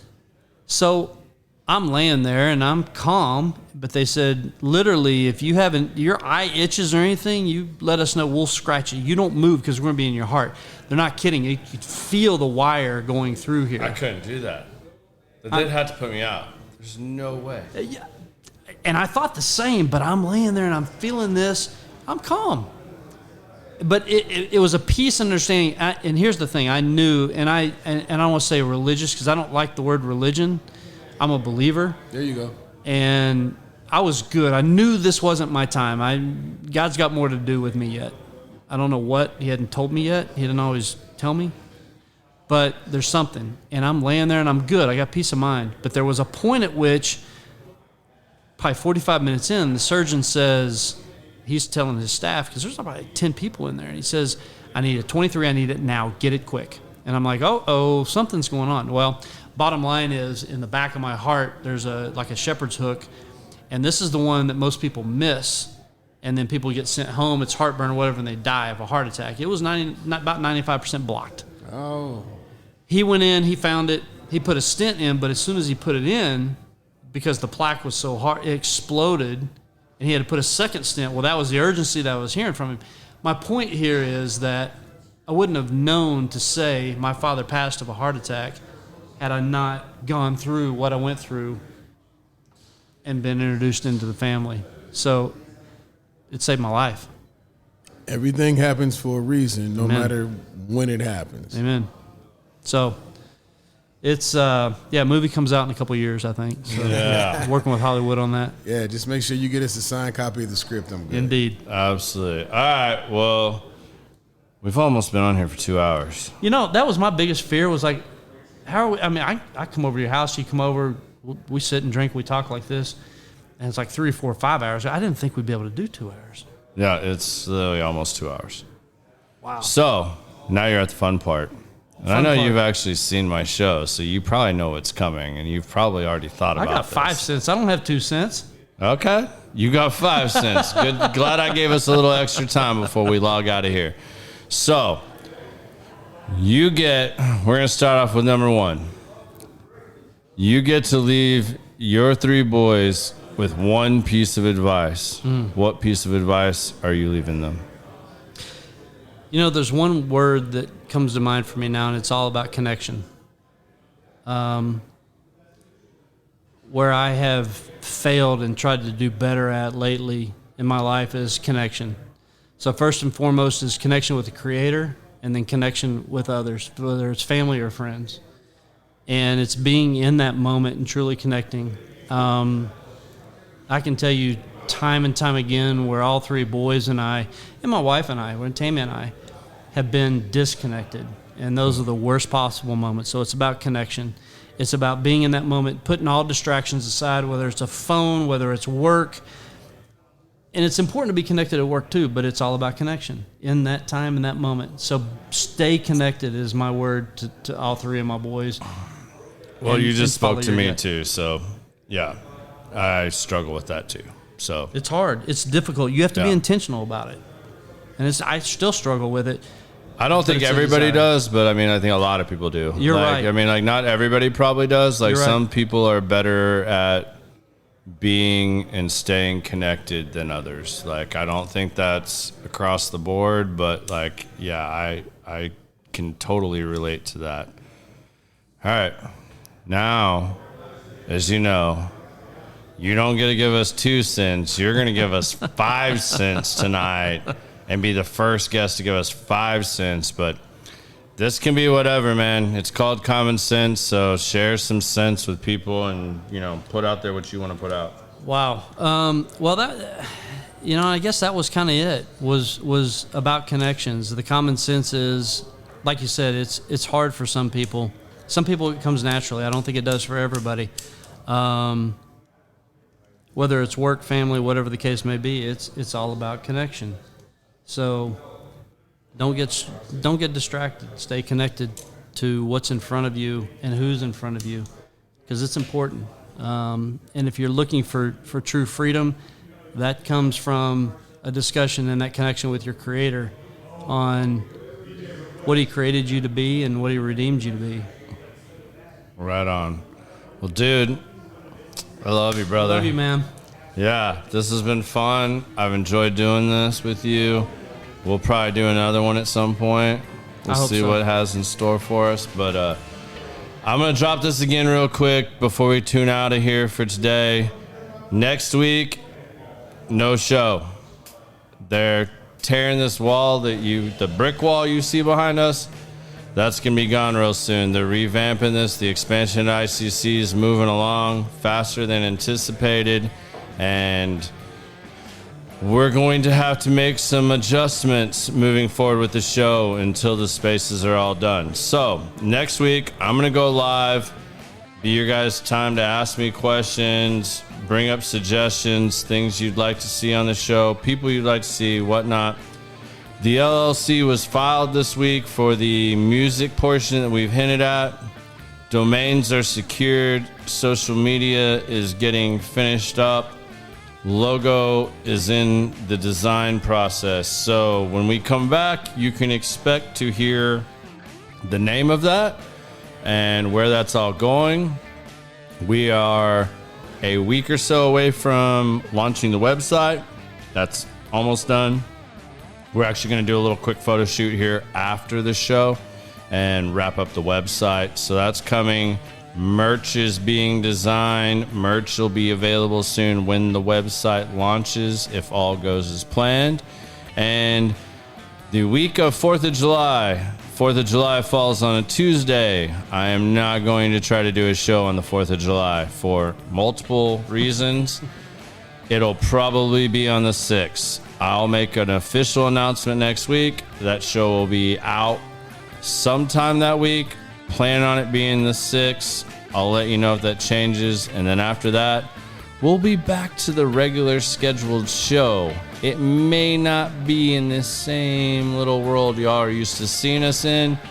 There's a couple of possibilities there. So hope you guys enjoyed this show. This was one that was near and dear to my heart for obvious reasons. And hope you enjoyed my brother and I sitting down and sharing the story with you guys. Hope it inspires more of you.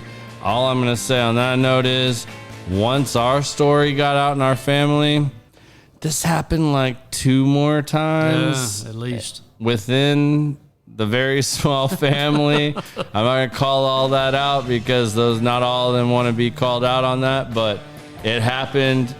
Some other connections got made, some didn't, but some got made because of how our connection went. So Pandora's box. Just opened it up. if you want to go down that route, check out one of those Ancestry.com 23andMe. You never know what skeletons are out there in your family tree.